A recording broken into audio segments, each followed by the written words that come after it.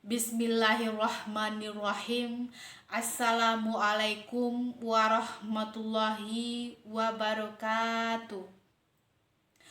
Alhamdulillahirabbil alamin. Arsola rasulahu bil huda wadil haq liyuzirahu ala dini kulihi wa kafabillahi syahida.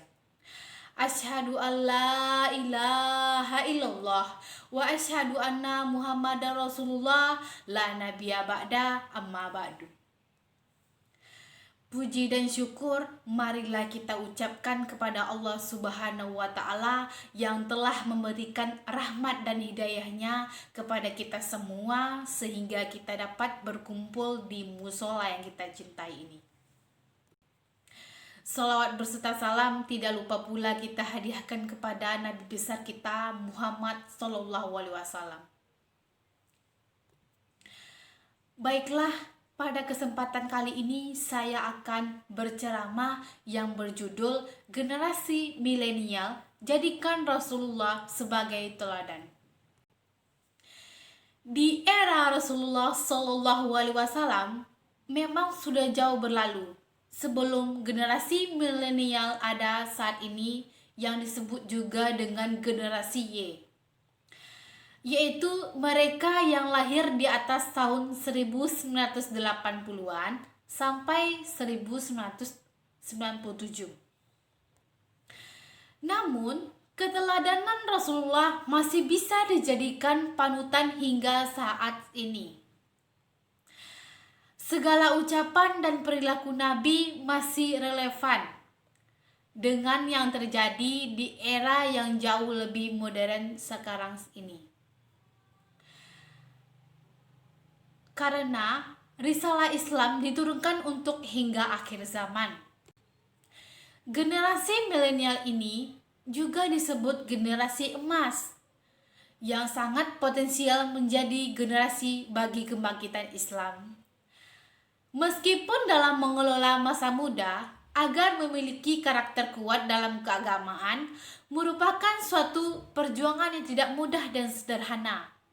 Sebab pertentangan yang paling berat dan sulit serta menentang dalam fase kehidupan kita adalah menunduk masa muda untuk tumbuh dalam beribadah dan menyembah kepada Allah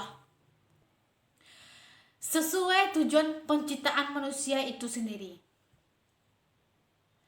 Demikian yang disampaikan oleh Ustadz Dr. Nuklis Mukhtar LCMA.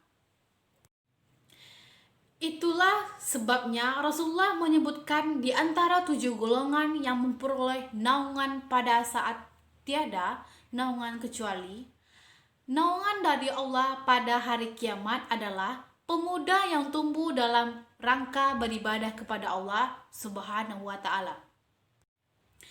Pemuda sukses yang pandai memanfaatkan peluang masa mudanya untuk selagi ingat apa tujuan ia diciptakan Allah. Ia menyadari peluang itu tidak akan berulang. Ia memanfaatkan masa muda sebelum datang masa lemahnya yang disebut dengan masa tua, masa sehat sebelum masa sakitnya, masa lapang sebelum sempitnya, dan masa hidup sebelum datang kematiannya. Seperti yang diungkapkan Ustadz Dr. Nuklis Mukhtar pada tausiahnya di Darussalam. Dikatakannya, para pemuda juga harus menyadari dan mengetahui banyak program dari luar Islam yang diarahkan kepada pemuda dengan 5 ghazwul fikri. Karena orang di luar Islam tahu persis kalau ingin hancurkan suatu masyarakat dan peradaban Islam, maka hancurkan dulu para pemudanya.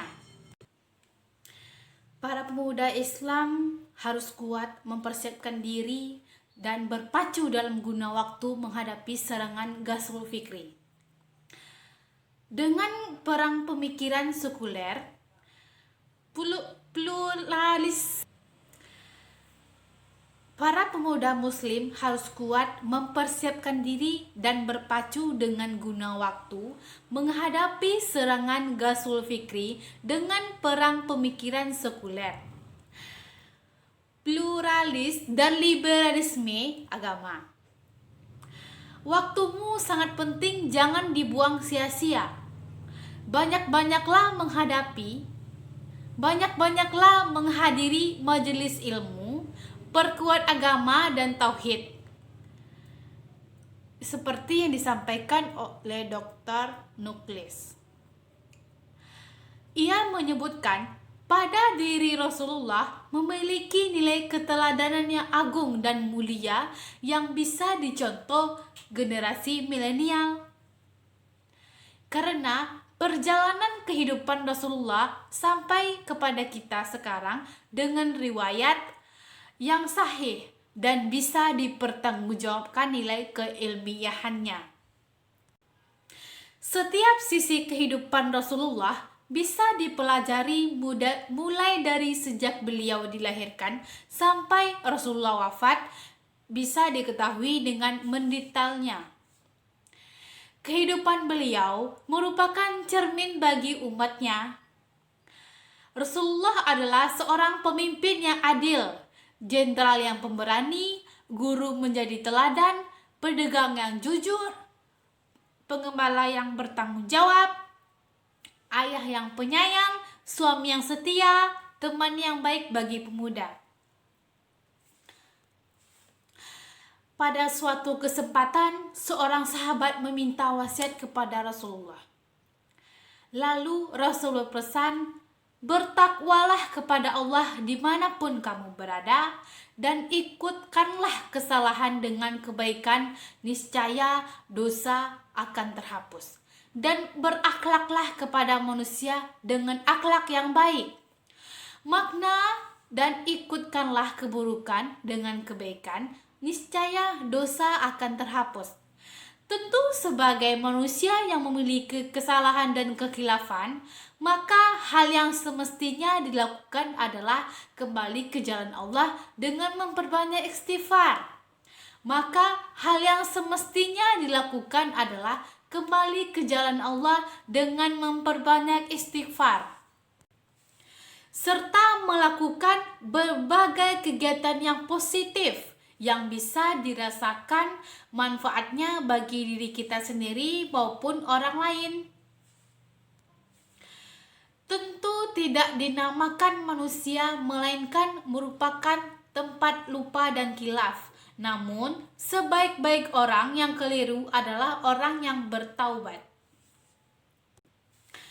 Ketika seseorang mampu membangun hablum minallah dalam bentuk yang istimewa, yaitu mewujudkan ketakwaan baik dalam level pribadi, individu masing-masing maupun kesahihan sosial masyarakat, akan hadir keberkahan dari langit dan bumi.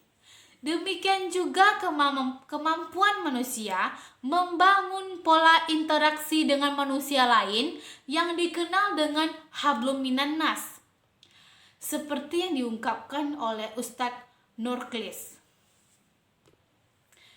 Kemampuan membangun hablum minan nas akan berefek positif kepada yaitu lingkungan sekitar yang terdiri dari hewan dan tumbuh-tumbuhan. Wujudnya interaksi hablum minallah, hablum minannas, dan hablum ma'albi'ah akan terbentuk sebuah masyarakat percontohan atau yang disebut dengan masyarakat ideal di era milenial. Masyarakat ideal yang beberapa abad lalu pernah dibentuk oleh Rasulullah merupakan masyarakat yang telah mampu mewujudkan 3 hal tersebut. Dan secara tegas kita nyatakan, kita belum menemukan masyarakat yang sama dengan mereka dan mampu mentransfer nilai-nilai kebaikan seperti yang mereka lakukan untuk kita, yaitu cahaya Islam yang sampai ke negeri kita. Kehadiran umat Islam dalam wujud masyarakat ideal di era milenial yang berakhlakul karimah diharapkan membawa perubahan bagi umat Islam. Umat Islam harus siap menjadi pelopor dari setiap kebaikan.